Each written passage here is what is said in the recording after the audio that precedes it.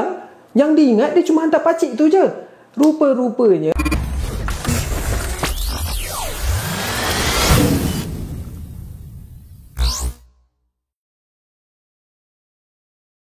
Hey guys, Assalamualaikum, welcome back to my channel Firaz Ali. Di sini siapa belum subscribe, tunggu apa lagi? Siapa dah subscribe, macam gini.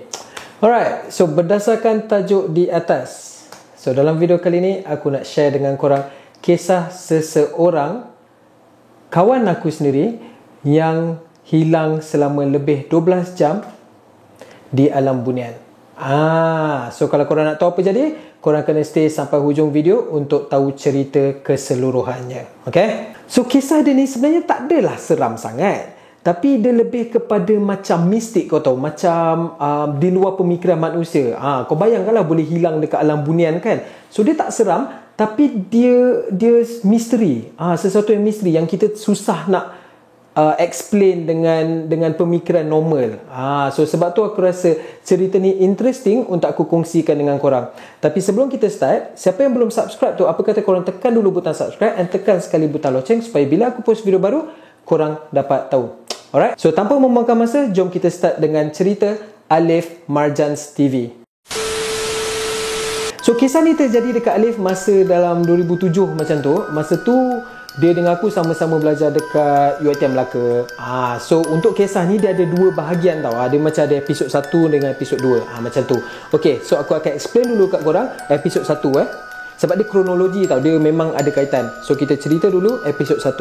So dalam episod 1 ni, dia satu weekend tu dia nak pergi rumah kawan dia. Kawan dia ada bukan buat wedding lah, ada majlis perkahwinan kakak kawan dia. So kawan dia ni tinggal dekat Felda Bukit Cerakah.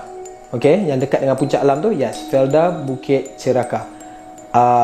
So one day tu dia pergilah wedding kawan dia ni, wedding kawan kakak dia ni. So diorang decide untuk terus jumpa dekat rumah tu lah daripada konvoi ramai-ramai kan. So Alif ni pun datang sorang-sorang. So bila Alif sampai dekat rumah tu, kawan dia ni macam tengah sibuk lah tolong parents dia, layan tetamu lain, apa benda semua. Yelah, standard tuan rumah lah kan.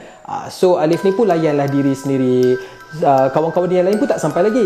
So Alif pun layan diri sendiri, makan apa benda semua. Tiba-tiba ada satu pakcik ni, ni penting karakter pakcik ni.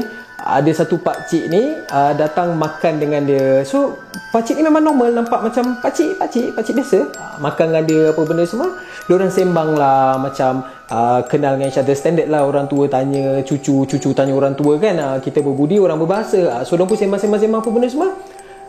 Macam biasa, memang tak ada apa-apa. So Alif pun habis makan, pakcik tu habis makan. So kawan-kawan Alif ni pun dah mula ramai yang datang. Diorang dekat situ je lah conversation antara Alif dengan si pakcik tadi. So wedding tu pun berjalan macam biasa. Alif pun dengan kawan-kawan dia meraikan majlis tu seperti biasa. Okay, so tu episod yang pertama. Sekarang ni kejadian tu terjadi dekat episod kedua. So lebih kurang 2-3 bulan lepas daripada majlis perkahwinan tu, kan tadi aku cakap Alif ni belajar dekat UiTM Melaka kan. So satu hujung minggu tu dia balik ke rumah dia lah dekat Puncak Alam daripada UiTM. Lepas tu petang tu dia keluar macam biasa, tak tahulah pergi jumpa member dia ke apa benda semua. On the way balik rumah, aku pun kadang-kadang biasa buat benda ni. On the way balik rumah, kita akan call kita punya parents, macam call mak kita, tanya nak apa-apa tak. Sebab alang-alang nak balik rumah ni, kita boleh tolong singgah kedai kan, nak bungkuskan makanan ke apa-apa. So mak Alif ni pun kata tak ada, tak payah bungkus apa-apa, balik je rumah terus. Alif pun okey lah. So rumah dia dekat Puncak Alam. So nak pergi ke Puncak Alam ni, dia ada jalan shortcut ikut Felda Bukit Cerakah ni tadi, yang rumah member ni tadi. So dia boleh potong terus ikut Felda Bukit Cerakah. So Alif ni pun masuklah Felda Bukit Cerakah tu. So sambil dia tengah drive tu, tiba-tiba dia nampak pakcik yang dia sembang 2-3 bulan lepas tu tengah jalan sorang-sorang. So dia pun macam tanpa berfikir panjang, mungkin dia ingatkan macam okey lah, pakcik tu on the way nak balik rumah kan. Dia pun turunkan tingkap dia tegur, Pakcik nak pergi mana? Lebih kurang macam tu lah. Pakcik nak pergi mana? Lepas tu pakcik tu cakap, nak balik rumah. Lepas tu dia kata, tak apalah, naik kereta saya tolong hantarkan. Pakcik tu pun naik kereta dia. So dia pun drive.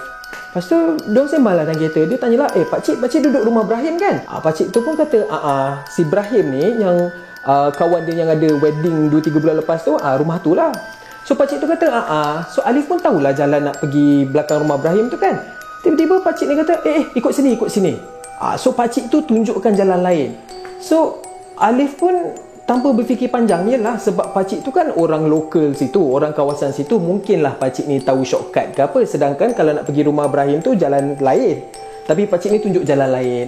So tanpa berfikir panjang, si Alif ni pun ikutlah pakcik ni punya jalan. Tapi masalah dia dia tak seram, dia pelik. Tapi masalah dia, makin dia drive kat jalan tu, dia rasa lain. Macam jauh pula, macam lama lah perjalanan tu rasa lama. So dia rasa kalau ikut jalan yang dia biasa tahu tu mungkin lagi cepat daripada jalan ni. Tapi dia teruskan drive macam biasa semua. Lepas tu makin dia drive makin jauh, dia rasa benda dah mula berubah tau. Pemandangan yang lain tiba-tiba jadi bersih, tiba-tiba jadi cantik, macam satu tempat yang lain tau, yang dia tak pernah tengok sebelum ni. Lepas tu dia pun macam drive sampai rumah pakcik tu. Yang dia pelik, mana pergi rumah Ibrahim? Kan tadi rumah pakcik tu dekat belakang rumah Ibrahim. Tapi bila sampai rumah pakcik tu, Alif ni tak nampak mana rumah Ibrahim. Dia dah mula rasa pelik. Tapi dia layankan je lah pakcik ni. Sebab pakcik ni macam normal kan, tak nampak scary ke apa. Dia layan je lah. Mungkin dia kata macam rumah apa, mungkin kawasan lain ke, dia pun tak tahu, dia tak fikir panjang, dia layankan je. So pakcik ni pun ajaklah dia masuk rumah, minum apa benda semua. Dia kata anak dia ada masakkan something untuk, tak ingat lah masakan apa, untuk tetamu, untuk si Alif ni lah. So pakcik ni pun jenuh lah jemput si Alif ni masuk rumah dia, makan sama-sama. So dia pun masuk. Alif cakap dia tak ingat apa yang pakcik ni serve dia makan tau. Tapi yang dia ingat, pakcik ni buatkan air kopi.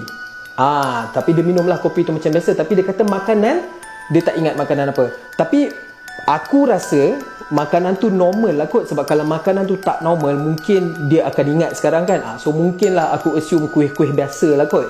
Sebab according to cerita dia pun tak ada nampak penampakan yang pelik-pelik ataupun menyeramkan. So macam, mungkin macam orang Melayu kita serve kari pap ke dengan air kopi ke, mungkin macam tu lah. So benda ni jadi dalam pukul 6 lebih macam tu tau, yang masa Alif on the way nak balik rumah tu kan.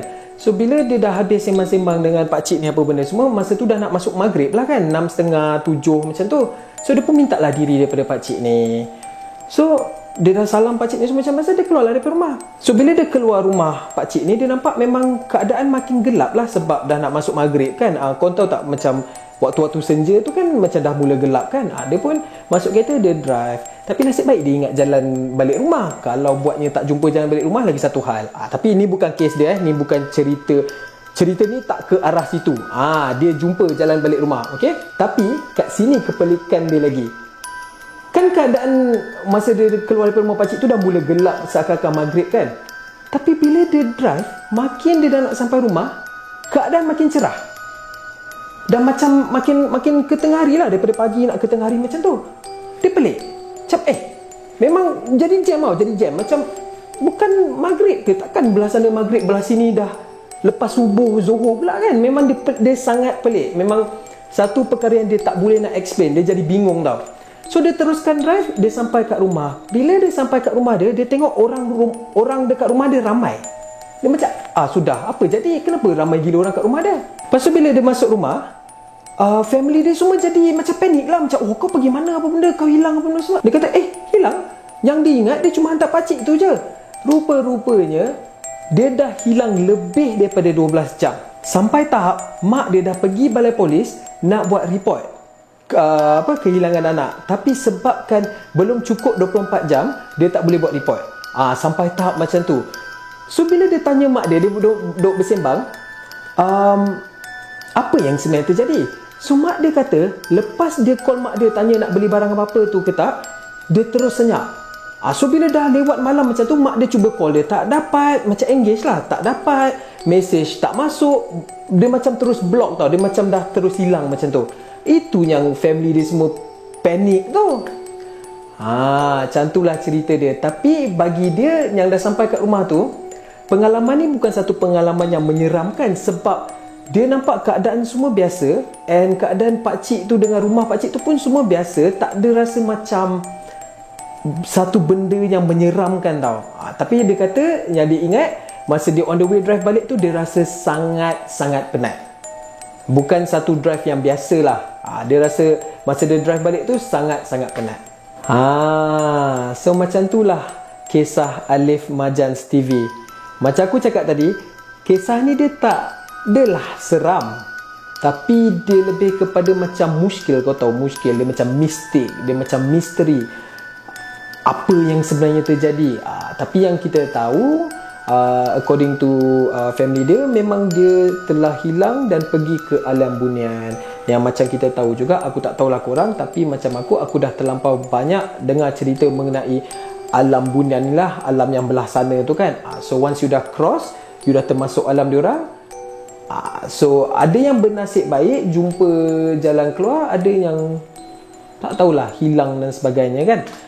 So tu je lah untuk video kali ni. Kalau korang berjaya sampai ke hujung ni, apa kata korang tekan butang like and tekan sekali butang share supaya lebih ramai orang boleh tengok video ni. Alright, and siapa yang belum subscribe, tekan butang subscribe and tekan sekali butang loceng supaya bila aku post video baru, korang dapat tahu. Jumpa lagi dalam video akan datang. Assalamualaikum.